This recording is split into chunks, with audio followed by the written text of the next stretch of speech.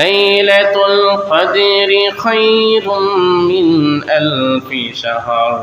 কদরের রাত্রিটা হলো এমন একটা রাত্রি, খায়রুম মিন আলফি শাহর, হাজার মাসের চেয়েও কদরের রাত্রিটা আল্লাহ তাআলা উত্তম করে বানিয়ে দিলেন। এই সূরাটি নাযিল করার মাধ্যমে প্রিয় রাসূল সাল্লাল্লাহু আলাইহি সাল্লাম সাহাবাদের মধ্যে সুসংবাদ জানিয়ে দিলেন, সাহাবারা আমার শুনে শোনো, আল্লাহ তাআলা তোমাদের মনের ব্যথা, তোমাদের মনের আফসোস, তোমাদের মনের আকাঙ্ক্ষা আল্লাহ তাআলা বুঝতে পেরেছেন।